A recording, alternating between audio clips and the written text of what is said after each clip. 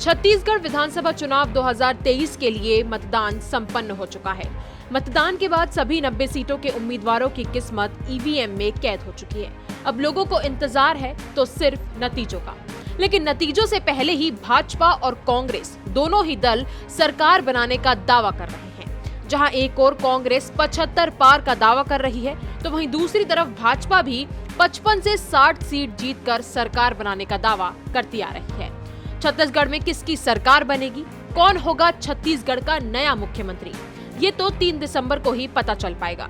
लेकिन इससे पहले हमारे ज्योतिष अपने ज्ञान के जरिए ये बता रहे हैं कि छत्तीसगढ़ की सियासत की ऊंट किस करवट बैठेगी। तो चलिए जानते हैं क्या कहते हैं ज्योतिष शास्त्र के ज्ञाता कीर्ति भूषण। अब की बार एक सवाल बड़ा चला, मोदी का मैजिक या काका का भरोसा। छत्तीसगढ़ के बारे में, धान के कटोरे में, सियासत में धान, किसान और महिला वर्ग के लिए तमाम वायदे दोनों पक्षों ने किए। एक ने गारंटी दी, दूसरे ने भरोसा जताया। तो अगला सवाल इसी से जुड़ा हुआ है, मोदी मैजिक या काका का भरोसा, किसके ग्रह प्रबल हैं? मैं पंडित जी आप ही से आग्रह करता हूं कि आप बताएं, इस बारे में हमें ज्ञान प्रदान करें। क्या कहते हैं सितारे, ये भरोसा जीतेगा या मोदी मैजिक जीतेगा?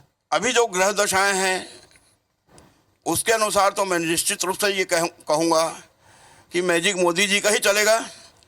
भूपेश जी का चलने वाला था, किंतु अपरिहार्य कारणों से, और ग्रह दशाएं भी बहुत ही, एक तो गुरु वक्री, अभी गुरु वक्री जो है गुरुओं का सम्मान करे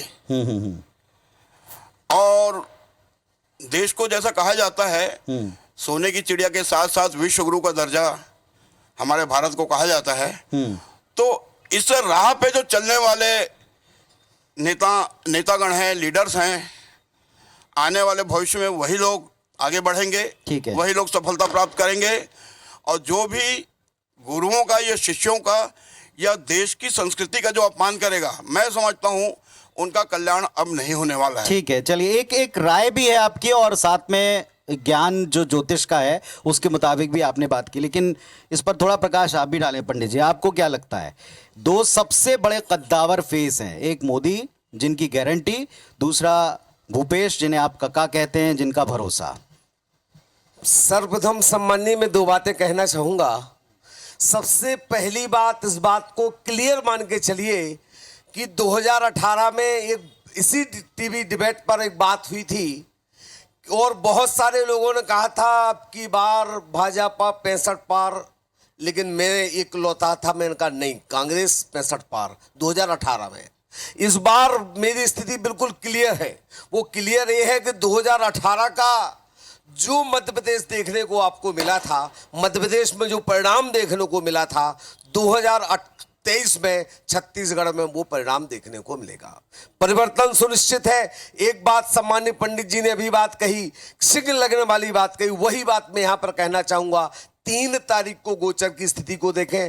3 तारीख को, 3 दिसंबर को जब चुनाव की परिणाम आने वाले हैं, उस समय 11 बजे के आसपास, 11 बजे के बाद लगभग क्लियर होना प्रारंभ हो जाएगा, क्या होना है, फिर सिग्नल लगना आ जाएगा।